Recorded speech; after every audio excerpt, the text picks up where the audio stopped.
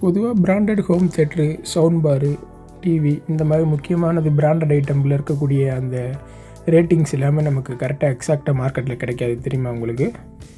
ஏன்டா Sony home தியேட்டரில் இருக்கக்கூடிய அந்த டேப்பிங்ஸ், அதே சேம் டேப்பிங்ஸில் நமக்கு ஒரு டிரான்ஸ்ஃபார்மர் வந்து வாங்க முடியாது, அசம்பிள் தான் பண்ணணும். அதுக்கு இன்னொரு ஆல்டர்னேட் ஆப்ஷன் இருக்குது, அதுதான் இந்த வீடியோவில் நம்ம பார்க்க போகிறோம். Welcome back to Tesla Kannan channel. அவங்க வீடியோக்குள்ளே போகலாம். இப்போ நம்ம பார்த்துக்கிட்டு இருக்கிறது பார்த்தோன்னா சோனி ஹோம் தியேட்ரு என்னோடய ஃப்ரெண்டோடது. ட்ரான்ஸ்ஃபார்மர் பேன் ஆகிடுச்சு கம்ப்ளீட்டாக. ப்ரைமரி காயில் மட்டும் பேன் ஆகிருக்கு. வெளியில் அதே சேம் ரேட்டிங், அதிலேயே ரேட்டிங்ஸ் போட்டிருக்கு.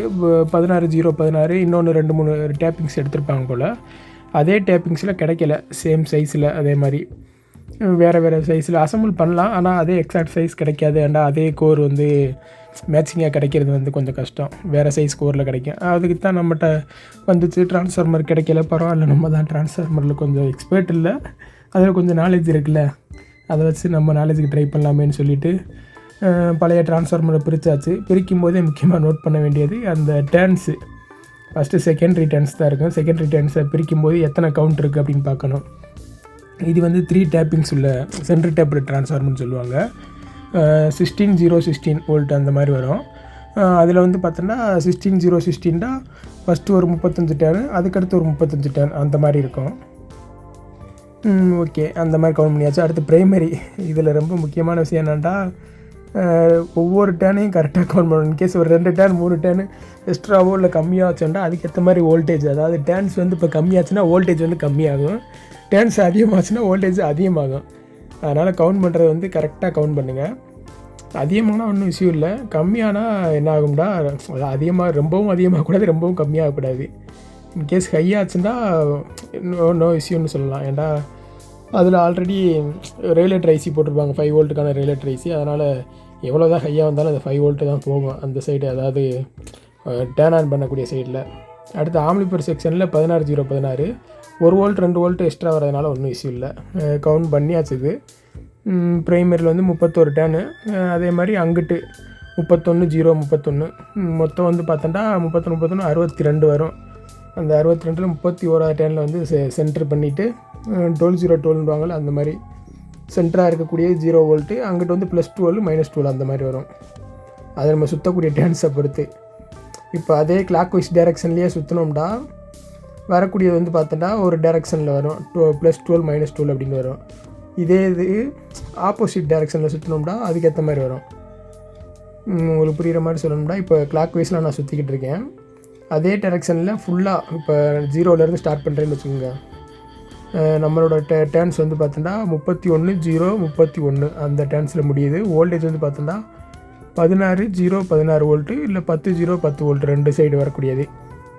அதில் வந்து பார்த்தோன்னா 0லேருந்து ஸ்டார்ட் பண்ணி 31வது டேர்னில் முடியுதுன்னு வச்சுக்கோங்க. அதில் சென்டரில் வந்து 0 வோல்ட் வரும். அதில் அந்த சைடு இன்னொரு எண்டில் வந்து பார்த்தீங்கன்னா ப்ளஸ் ஒரு 10 வோல்ட் வரும்னு வச்சுக்கோங்க. 10 வோல்ட் டேர்ன்ஸ்க்கு 10 வோல்ட்டுக்கான டேர்ன்ஸ்னால 10 வோல்ட் வரும். இங்கிட்ட ஆப்போசிட்டில் வந்து பார்த்தோன்னா அதே மாதிரி மைனஸில் வரும். அது எப்போ மைனஸில் வரும்னா, நம்ம ஆப்போசிட்டில் சுற்றினா மைனஸ் வரும், சேம் டைரெக்ஷனில் சுற்றினோம்னா அதுவும் ப்ளஸ் தான் வரும். அதனால் சுற்றும்போது சேம் டைரெக்ஷனில் சுற்றுற மாதிரி பார்த்தாங்க. ஆப்போசிட்டில் சுற்றுறதுனால ஒன்றும் இஷ்யூ இல்லைண்டா, அங்கே நம்ம டையோடு போட்டு டிசியாக தான் மாற்ற போகிறோம், அதனால் ஒன்றும் பிரச்சனை இல்லை எந்த டைரெக்ஷனில் சுற்றினாலும்.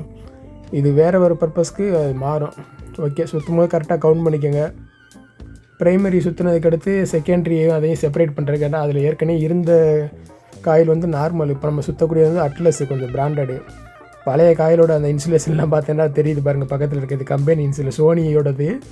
ஆனால் அது இன்சுலேஷன் வந்து பார்த்தோன்னா அந்தளவுக்கு டார்க்காக இல்லை.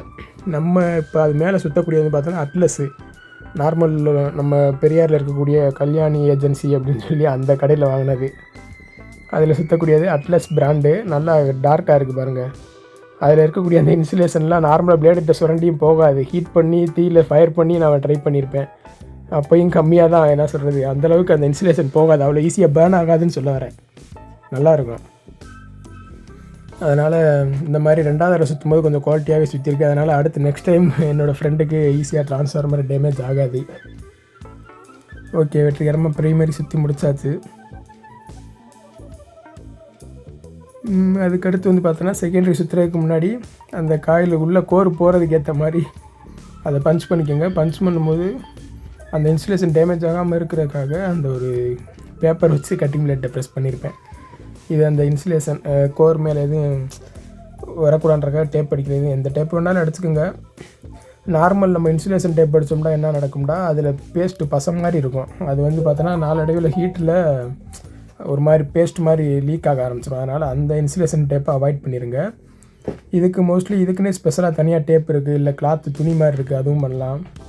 உங்கள் இஷ்டம் தான், எது வேணாலும் யூஸ் பண்ணிக்கலாம். அந்த இன்சுலேஷன் டேப்பு அவாய்ட் பண்ணுங்கள். ஏன்னு சொல்கிறேன்னா ஹீட்டாக அந்த இன்சுலேஷன் டேப்பில் கொஞ்சம் ஆயில் மாதிரி வரும். கொஞ்சம் அதுலேயே பிராண்டட் டியர் இருக்குது, அது யூஸ் பண்ணிட்டா கொஞ்சம் கம்மியாகும் அது. ஓகே, கோரை பூரா இன்சர்ட் பண்ணிக்கோங்க ஆப்போசிட் டைரெக்ஷனில். அதாவது ஒரு கோர் இங்கே, அதுக்கு மேலே ஒன்று ஆப்போசிட்டில் எப்படி இன்சர்ட் பண்ணுறது, கோருன்னு சொல்லுவாங்க. அடுத்து கோரு. அப்கமிங் டேஸில் ட்ரான்ஸ்ஃபார்மர் வீடியோ பல வரைக்கும் கொஞ்சமாக அப்லோட் பண்ணுறேன். நிறையா வீடியோ எடுத்திருக்கேன், அது அப்லோட் பண்ண டைம் இல்லை. அதோட கரெக்டாக கண்டென்ட்காக எடுக்கலை. அது கண்டென்ட்டுக்காக எடுத்தோம்னா நல்லா ப்ராப்பராக கரெக்டாக வீடியோ எடுக்கிறதுக்கு இது ஸ்டாண்டில் வச்சு எடுத்தது.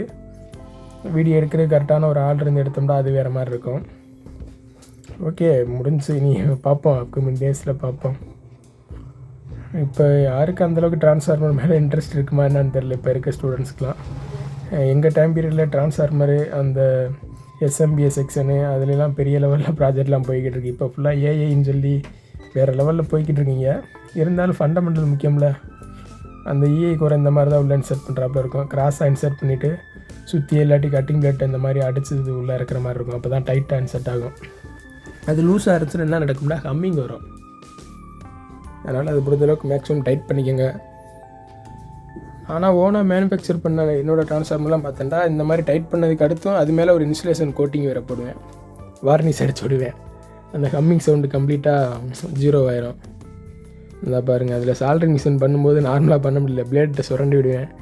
பிளேட்டை சுரண்டுறதுக்கும் கஷ்டமாக இருக்கும். அதுக்கடுத்து சரி ஃபயர் பண்ணுவோம் அப்படின்னு சொல்லிட்டு நார்மலாக தீக்குச்சியை வச்சு ஃபயர் பண்ணியிருப்பேன்.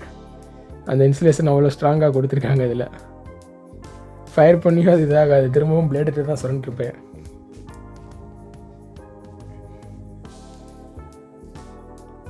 இந்த மாதிரி எந்த ரேட்டிங்ஸில் வேண்டாலும் நம்ம செய்யலாம். இதில் வந்து மெயினான மேட்ரு என்னன்னா அதில் எத்தனை டேன்ஸ் இருக்குன்றது நமக்கு தெரியணும். இன்கேஸ் டேன்ஸ் தெரியலனாலும் ஒன்றும் பிரச்சனை இல்லை. ஏண்டா அதில் இருக்கக்கூடிய ஏரியா வச்சு நம்ம கால்குலேட் பண்ணிடலாம். ஏண்டா அதில் கோர் இருக்குது, அதில் பாபின் இருக்குது பார்த்தீங்களா, அந்த கோருக்கு இடையில் இருக்கக்கூடிய அந்த கேப்பு அதுதான் கோர் ஏரியா அப்படின்னு சொல்லுவாங்க. அந்த கோர் ஏரியா எவ்வளோ இருக்குது, அந்த கோர் ஏரியாவில் நம்ம எந்த கேஜ் உள்ள காயில் சுற்றினா எத்தனை டர்ன் சுற்ற முடியும் அப்படின்றது கால்குலேஷன் பண்ணுறது இருக்குது. நமக்கு எத்தனை வோல்ட் தேவையோ அதுக்கு வந்து இந்த காயில் சுற்றினோம்னா இத்தனை டர்ன் சுற்ற முடியும், கோர் ஏரியா எவ்வளோ இருக்குது அப்படின்ற மாதிரி ஒரு கால்குலேஷன். அது நம்மளோட ப்ரீவியஸ் வீடியோஸில் நிறையா போட்டிருப்பேன். ஆக்சுவலாக ஒரு 2 வீடியோ தான் இருக்கும் ட்ரான்ஸ்ஃபார்மரில். லென்த்து வீடியோ போட்டேன், அப்புறம் அதுக்கடுத்து யாரும் அதை விரும்பாதனால டிலீட் பண்ணிட்டேன். ட்ரான்ஸ்ஃபார்மர் மேக்கிங் வீடியோ யாராவது வேணும்னா கேளுங்க, அப்கமிங் டேஸில் அந்த கால்குலேஷனை பற்றி டீட்டெயிலாக போட்டு விட்றேன். ஓகே, வோல்ட் எல்லாமே கரெக்டாக வருது பக்காவா.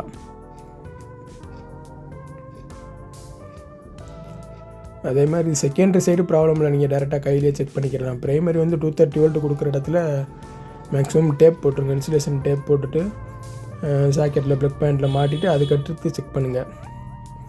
ஏன்னா 230 வோல்ட் கொஞ்சம் டேஞ்சர். இங்கிட்ட செகண்டரி 1202 தானே, அதை நம்ம கைட்டே டச் பண்ணலாம், ஒன்றும் ஆக போகிறதில்ல. ஆனாலுமே நான் செகண்டரி கையில் டச் பண்ணாமல் டேரெக்டாக அதில் தான் பண்ணுவேன். ஏன்டா கையில் டச் பண்ணும்போது எக்ஸாக்ட் வோல்டேஜ் கொஞ்சம் மிஸ்மேட்ச் ஆகும் நம்ம பாடியோட ரெசிஸ்டன்ஸ்க்கு ஏற்ற மாதிரி. ஓகே,